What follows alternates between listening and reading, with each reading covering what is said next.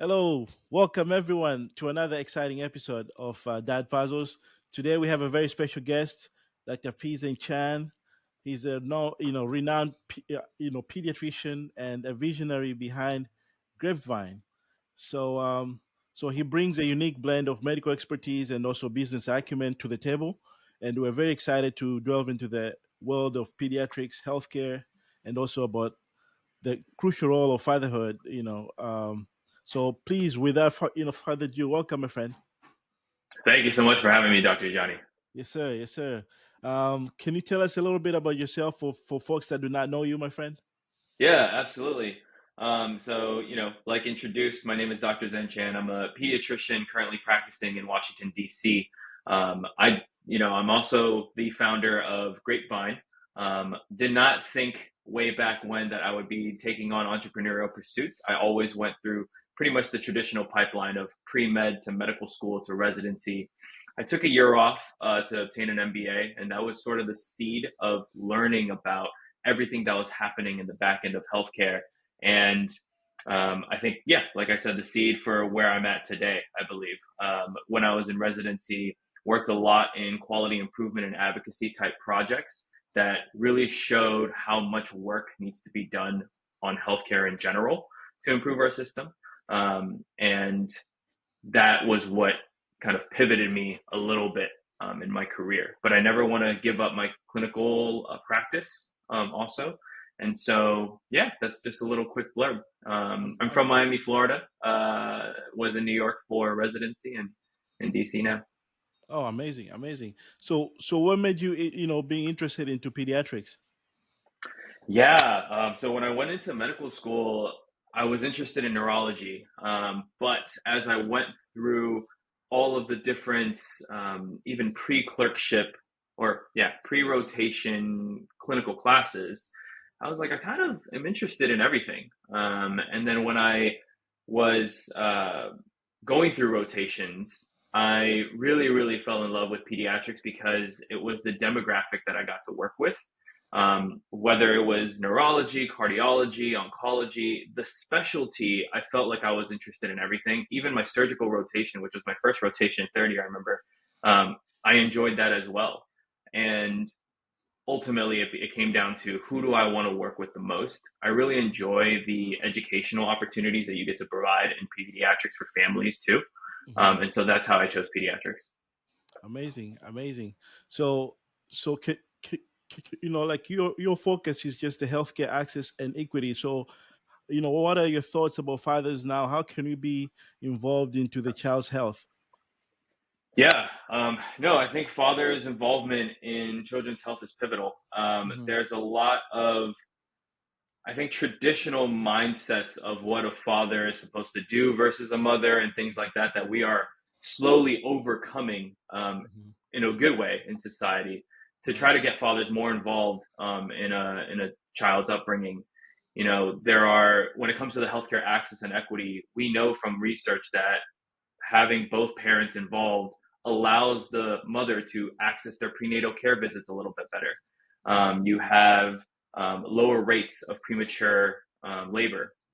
Hmm. Um, you After birth, you have additional support, right? There's an old adage from a lot of African societies called "it takes a village," right? It's an old proverb. Um, Having both parents involved in that process is just a piece of that village. It takes to you know, successfully raise a child. Right, right. Amazing. So I know you're not a dad yet, but how do you Yeah, envision fatherhood, my friend? And how is that going to influence your career, maybe with your goals? yeah. It's interesting because there's, I think in my entire career I always have a sense of imposter syndrome, right? Like in everything that Hmm. I do, Hmm. that was existent in medical school, existent in residency, it exists now as a startup founder as I'm trying to tackle a brand new set of skills and learnings. Um, as a pediatrician, you give a lot of these advice pieces to families based off of what you learned in medical school and residency and just the experience that you've gained. But I don't have experience as a father yet. So sometimes that imposter syndrome kicks in when I'm giving advice on how to Hmm. get a father involved Hmm. when I don't have that piece myself. and families ask me, it's like, are you a father? And so, what credibility do you have to offer that? I think when I become a father myself, that will be the piece where I will understand a little bit more, Mm-hmm. my patient's family side of things, Mm-hmm. have a little bit more empathy for their situation and how Mm-hmm. I deliver information to them as well. Right. There's all these books that are geared towards parents that as doctors we never read. Um, but I think it's also important for physicians to use them as textbooks in the same way that we use our typical, when we're reading papers or whatever textbooks we're using. Like in pediatrics, I'm thinking about like the Red Book Mm-hmm. or the Right. Harriet Lane. These are Mm-hmm. typical resources we use. But I Right. think it's just as important to read books like I actually have this one next to me. It's called Baby 411 Okay. by Dr. Ari Brown. Okay. Basically, it's catered to families. It's catered to I'm dealing with this situation at home right now. Do I need to worry enough to go to the doctor? A lot of these questions we're not able to take the time to answer every single question a parent has Mm-hmm. simply because our visits times are so short. Right. And so I think overall it's just having that understanding and that empathy a little bit better once I become a father myself. Mm. Okay. I know you have touched this a little bit about how we can be participating in the in make sure that like our child get a good health care. Yeah. But normally I can say the for the ladies when we like when they're going through pregnancy, the OBG the OB-GYN, they do a good job with making sure that we attend these meetings. They Yeah. but what role can the pediatricians play in that? Oh yeah. Yeah. Because normally we don't get those messages as much. Like, oh yeah, please bring your dad or something. Normally there's no such push. If that's not happening, then that needs to happen. Uh-huh. It's the need for both partners, both parents, to be available when they're Hmm. there. Right. Obviously, there are a lot of factors, right? There are a lot of socioeconomic influences Right. into if both parents can be at these visits. When a Right. child is born, the expectation is they're there for their first postnatal visit. They Hmm. come possibly at 1 week if we need to recheck certain things like their weight gain, if there's a tremendous amount of weight loss, maybe even have a second week visit. Then it's 1 month, 2 months, 4 months, Right. etc. And Right. so it's a lot of frequency and it's a lot of, frankly, time you need to take off work, right? That's Absolutely. that's Yeah. that's a thought.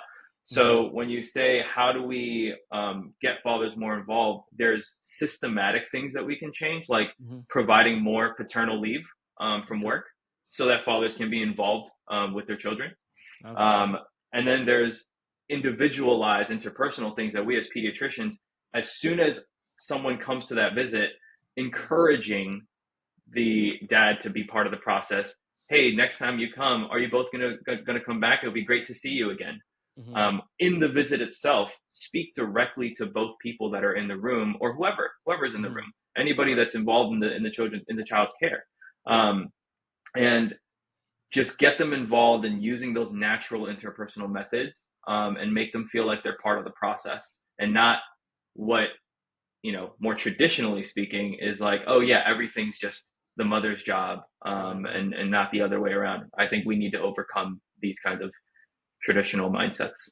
Amazing. So besides the what you have mentioned, when it comes to the child's health, you know, how do the dads, how can they balance their, the work and family? If say, um, we work on the providing the the paternal leave and all these things, what are the things that you think that can Hmm. that can help us as dads to have that balance in the work family life? Because Sorry, you sometimes, cut. go ahead. Oh no, the audio cut off I see. So halfway through, so yes, that's why I needed to hear the question again. not a problem. Like in terms of balancing the work and life, work life balance. As dads, Hmm. like sometimes we don't have, let's say, the whole paternal leave during, Yeah, like yeah, like with the child's care. Any other challenges that you see the fathers are facing, besides that? yeah. I think a lot about mental health. Hmm. Again, there's so much about traditional gender roles Hmm. versus what we think of things now and what we learn. Right.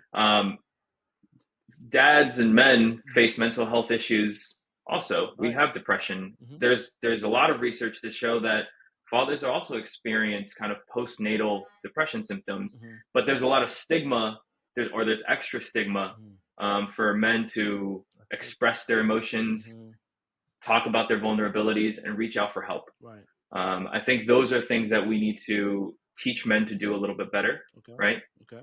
To ask for help when needed, Mm-hmm. um, and not feel the extra shame and guilt that's part of the process, right? When Right. we think of how we diagnose depression, Mm-hmm. the typical question we start with, or the screener that we start with, asks about things like guilt, shame, Mm-hmm. sleep pattern changes, appetite changes, Right. Right. increasing the awareness of these types of things, and having men and having dads accept that these are realities, Mm-hmm. I think can be a huge first step. Right. And traditionally, again, a lot of men turn to maladaptive behaviors, things Mm-hmm. like alcohol use, drug Mm-hmm. use, and these can cause a lot, downstream, cause a lot of extra problems Mm-hmm. within the family dynamic. Okay. And so, if we're able to allow men to kind of express their emotions more and be more vulnerable, I think that's a huge other step. In addition to just giving that, like I mentioned earlier, giving that extra time for them to be at home with the family. Want real results that last? Stop wasting time on quick fixes. A no-fat approach to sustainable fitness, radiant health, and mental well-being is your roadmap to lasting transformation. Learn how to fuel your body, move with joy, and cultivate mental strength, all without the restrictive rules. Start your journey to sustainable success. Download your guide today. Oh, amazing, amazing. So, can you just elaborate a little bit about your amazing program, the Grapevine? Is that correct? Yeah, yeah, Yes, yeah. sir. So the company that I'm working on is called Grapevine. Mm-hmm. Essentially, what it does is it brings back physician recruitment Mm-hmm. into a peer-to-peer referral-based format. Okay. So any doctor that is a signed-up user on Grapevine can share listings that they see with any other doctor outside, and be rewarded by some form of financial incentive tied to successful milestones of the person that they sent the job to. The reason why I think this is so important, and this ties into why I always want to maintain some level of clinical care, is if we can lower the administrative cost of recruitment and retention processes, have physicians get into jobs that are a better fit for them, culturally, environmentally, you Right. name it, Mm-hmm. and make a more efficient, faster hiring process, Right. then down the line, hospitals can keep their doors open a little bit more, right? Because they have lower costs and faster hires, Mm-hmm. less lost revenue. And then for the physicians, you're probably going to have a little bit better job satisfaction, a little bit less burnout Mm-hmm. to, and ultimately not leave the job as quickly. So again, even further downstream, patients will have better access to care Okay. and better continuity of care. So a lot of what Grapevine is doing is focusing right now actually on the primary care sector of things, Right. obstetricians, family medicine, internal medicine, pediatrics, general surgery, Right. in areas that are more like typically underserved, rural Mm-hmm. areas, these places that don't have huge budgets to be constantly spending on administrative tasks and costs, and really are looking for ways to cut down on that, ways to bring physicians over, Right. so that patients in those regions don't have to drive 2-3 hours just to get primary care or wellness checks. Right. Right. Um, so that's kind of the mission of Grapevine, and why I'm so uh, eager to build this community. I think it can do a lot of help for basically the entire continuum of healthcare, the organizations, the physicians, and the patients. Amazing. So, how do you see dads and moms, just the parents in general, advocating for the better access for their children in the communities? Yeah, being a part of a lot of the community events, Mm-hmm. speaking to your local leaders, Okay. right? Like your mayors and your city commissioners, those kinds of things, participating in town halls. Mm-hmm. In the major cities, that often becomes a little harder. Right. But in those areas where access and equity are tremendous issues, I mean, access and equity is an issue everywhere, Mm-hmm. but there are definitely pockets of the country and regions of the country that suffer greater Right. than your typical metropolitan areas, Mm-hmm. where probably it's easier to get your voice heard by leadership of the city or the town or the county. Participating in that process, advocating for initiatives that will draw physicians over Mm-hmm. into the county, whether that is in the form of helping doctors pay off their student loans, Mm-hmm. subsidizing relocation services, maybe helping with, there's helping with housing. There was an area in Canada actually that recently they created a new residency program, and as part of that, they also created housing for those residents. They were all family medicine residents, and that was part of the perk of being a resident there is providing housing. As we all know, housing costs is as Right. high as yeah, Yeah. it's unaffordable, Right. and um, it's a pain point for a lot of people, especially residents who are often underpaid, Mm-hmm. and so they look to things like that student loan forgiveness, relocation services, families. So if you are a father and you're a physician, you're looking for a new job, you want to know what school systems look like. Right. Maybe not in the direct neighborhood of the facility you're going to, Mm-hmm. Mm-hmm. but maybe in the communities about 20 minutes away, 30 minutes away. Right. I growing up went to a school that was a 15-minute drive. For a lot of my colleagues, it was a 30, 40-minute drive with traffic, with really, really terrible Miami traffic. Right.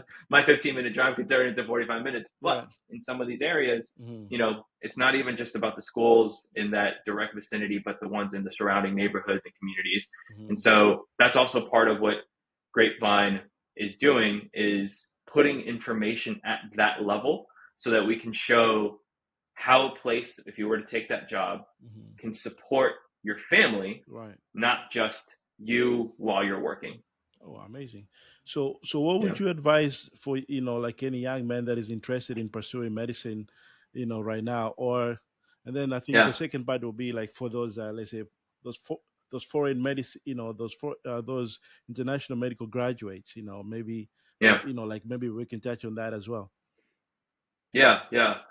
I think it's hard for me to touch on the experience of an international medical graduate just Hmm. because I didn't walk that path. Right. I would love to continue meeting That's, individuals that are from that, and I've been doing that kind of on LinkedIn hmm. to meet different IMGs Right. and understand the pain points of that path. Right. Even when they're done with all their training and Right. now coming to the U.S., there's so many obstacles and hurdles Hmm. to overcome, Right. and there are a lot of times the ones that are filling in these rural jobs Hmm. because they're the jobs that a lot of physicians within the country are not taking, Hmm. right? Because they're staying in the medical centers, the academic centers with where they trained, which are oftentimes in major cities. Hmm. Um, when it comes to anybody, any medical student or any pre-med looking to pursue medicine, I think I have a nuanced take. I want to be the person to say, yeah, go for it. Like, Hmm. if that's your dream, do it. I want to be that person. And I think oftentimes I am if I notice that the person I'm talking to is really driven to be a physician. But I think from my own experiences, you also have to think of so many different layers. Like, what do you see out of your day to day career? Is patient care Hmm. exactly the thing that you feel you want to do? When I wrote my college essay, I think it was my college essay, there was a cliche that I put in there, and I acknowledge how cliche it sounds because every doctor says this, right? I want to help people. Hmm. That's what I want. That's why I want to be a doctor. Right. As I've journeyed through my career a little bit further, helping people, quote unquote, Hmm. can come to fruition in so many different ways. And I think that's where my pivot started because I started thinking, what are ways that I, as an individual, can help as many people from becoming sick, as opposed to I, as an individual, help people when they are sick. And I think there was a little bit of that mindset shift that pushed me towards working on behind the scenes healthcare a little bit more, Right. without completely giving up, frontline Right. patient care. Because I think there's a need for both. Hmm. There's absolutely a need for both. So Absolutely. when a pre-medical student says, I want to pursue medicine, I want to just have that discussion of all the other avenues. And potentially it's following the same route I did, right? It's going through the traditional process, practicing, gaining that experience at the patient bedside, providing, understanding the boots on the ground experience is what I'm trying to say. Right. And then going into healthcare administration, consulting, venture capital, whatever it is, pharma, you name it, right? Whatever it is. Because ultimately, whatever decision we make in the healthcare industry, the downstream effect is how it impacts patients. And so having that experience of going through all of medicine and residency and practicing a little bit will make you never forget that the therapeutic you're working on, the medical device you're working on, the service you're providing, the ultimate impact is on the patients at the downstream end. Oh, amazing! So how do you envision, balancing all these endeavors that you're undertaking at the moment? Yeah, it's a work in progress. Yes. Is the best way I could say it. I'm going through it. Yeah, I'm going through it, and I'm learning a little bit day by day. Right. I'm trying to be more proactive and conscious about how I split my time, and delineating and scheduling, right? How I'm doing everything. So with this, with Grapevine, it's a full-time job. I frankly work more hours than many of the weeks and months I even worked in residency. But then it's waking up earlier, making sure that I sleep on time. Right. And then in the morning hours, having some time for self-reflection, the self-work that I need to do, so that I'm not just pushing it until after the workday when I don't want to do any of these things anymore. Right. So now kind of taking that conscious switch of like, all right, from the morning of when I wake up 6 a.m. to 8 a.m., I'm going to like do all these things that are for just like myself, my learning. And then from 8 a.m. to 7 p.m., or anywhere between 6 and 8 is my typical work day. Right. I'm just doing work, taking on calls, meetings, and just doing pure like work on the startup. Amazing. And then afterwards, settling some time, dinner, family, relaxing a little bit, maybe reading for fun as opposed to reading just purely for growth and development. Right.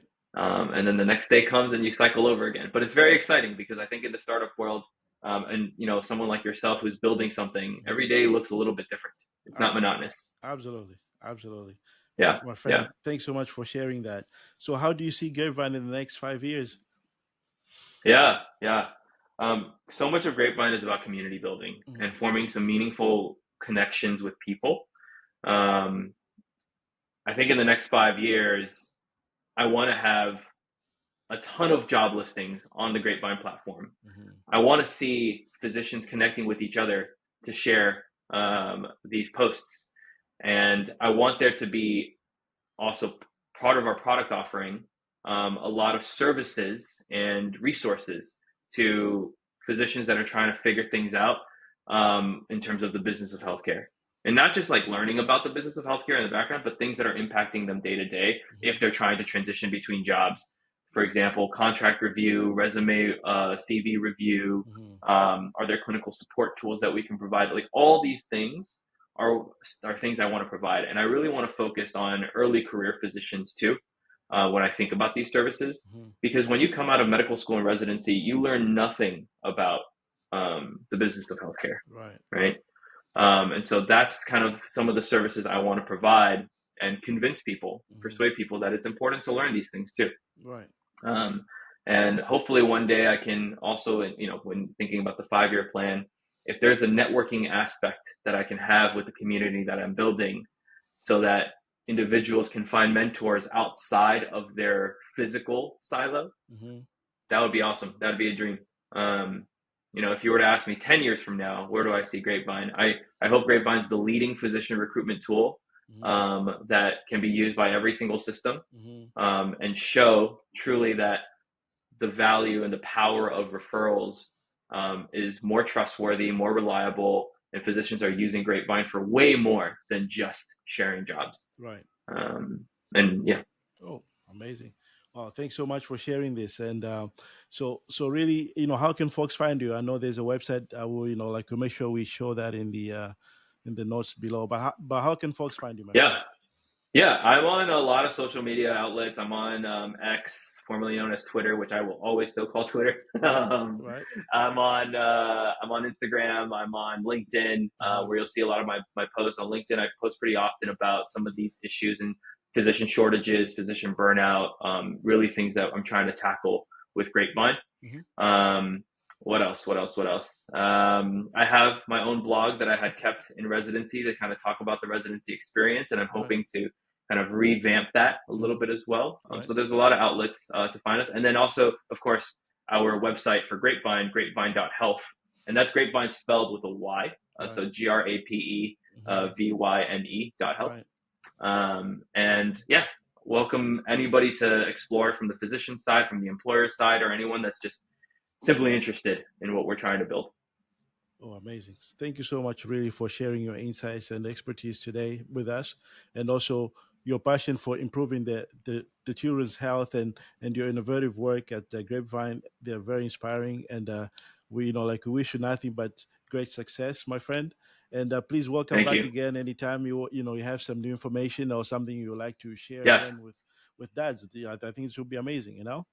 I enjoy your post, by the absolutely, way. absolutely. I enjoy your post. I saw the other day you mentioned about the whole thing with the burnout, like being improved. Is something that we hope to see Yeah, more of yeah. it.